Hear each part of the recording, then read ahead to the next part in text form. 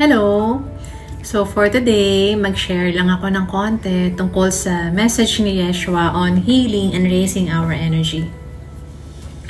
Yeshua, or more popularly known as Jesus, left us two kinds of messages. Yung isa, medyo madaling makarelate tayo. Kailangan kasi natin sa pang-araw-araw na activities natin, like yung law sa church, law sa government, yung pakikipagkapwa-tao natin, yung mga kailangan ng pangangatawan natin, right? But there's another message, medyo mas malalim siya, and yun yung tungkol sa healing and raising our soul or energy. Ito yung huling message na iniwan niya sa apostles niya, and more particularly kay Mary of Magdala. Itong message na to, unfortunately, hindi siya masyadong na-preach ng mga male apostles niya kasi they found it strange. Hindi nila masyadong naintindihan kasi hindi nila mismo na-experience. Okay? Naintindihan ko kung bakit nila naramdaman yung gano'n na parang na-weirdan sila, isinantabi nila. Kasi wala silang confidence ituro yon dahil sila mismo hindi nila nagawa sa sarili nila. While si Mary of Magdala, yung steps ng healing na i-apply sa kanya. Kaya nga 'di ba, sabi sa records, healed daw siya of 7 evils or blockages. Okay? So may confidence si Mary na i-share sa mga tao itong healing messages na to kasi nga siya mismo na-experience niya sa sarili niya na na-heal siya from those blockages. Right? So,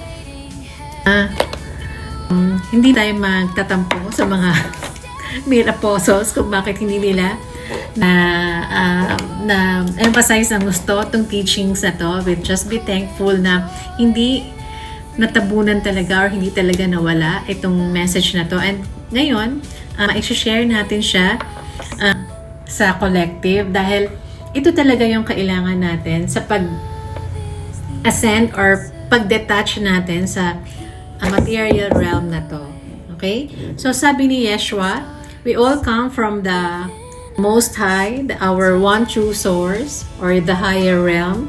And nagpunta tayo dito sa lower realm to experience how it is to be a human. Okay? Paano ba maging tao? Kasi 'di ba sa higher realm, energy or force lang tayo. So, dito sa lower realm, sa material realm, na-experience natin paano ba may katawan, paano ba kumilos, paano ba maging isang tao, paano ba pwede nating ma-create or ma-experience bilang isang human being, right? But we are supposed to go back to our source. Hindi tayo pwedeng magstay lang dito sa lower realm na to. Kasi alam naman natin yan, hindi permanent itong buhay na to. Itong katawan na to may expiration. Okay, di ba? Like 70, 80, 90, pahina na yan ang pahina. And after nating magamit tong vessel na to, we are supposed to go back and be one again with our source. Pero sabi ni Yeshua, sa ating human experience daw, nag-develop tayo ng emotions, naging feelings, and naging passion. Masyado raw tayong na-attach sa mga experiences natin.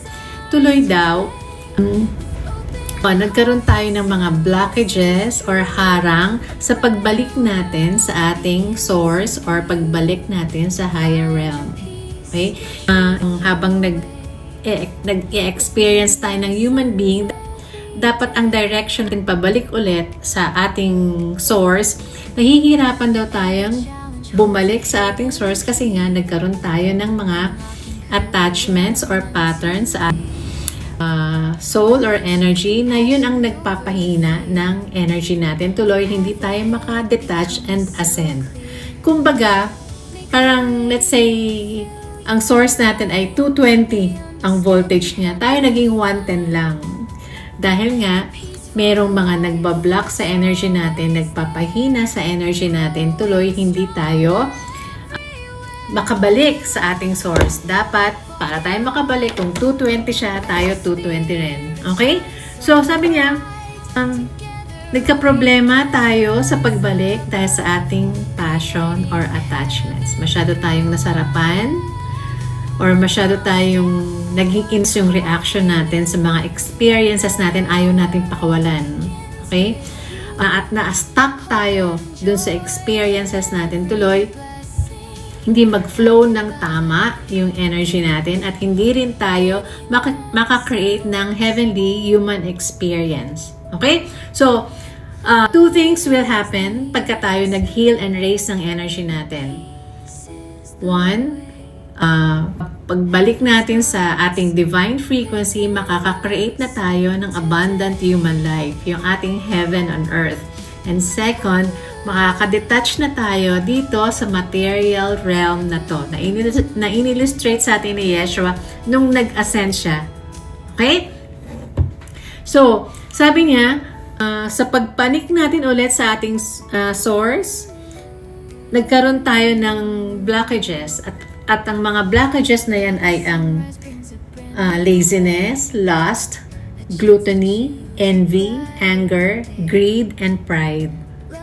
Okay? Sa records, ang tawag dyan ay 7 deadly sins. Bakit siya deadly? Kasi pinapahina niya or pinapatay niya yung ilaw natin unti-unti. Okay? So, deadly. Kumbaga, dati tayong malakas, pinapatay niya yung ilaw natin or yung power natin unti-unti. Tuloy, stuck tayo dito sa material realm na to at hindi tayo makabalik sa ating source. Yeah. So, next time, iisa-isahin ko yung mga blockages na yan sa ibang videos. Basta sa ngayon, gusto ko lang isang page tayo na sa mga susunod na messages natin, ito na yung i-discuss natin. We are supposed to heal and raise our energy from these blockages so that we may create heaven on earth, and then when our time is over, we really ascend back to our source at hindi tayo stuck dito lang sa lower realm na to. Okay?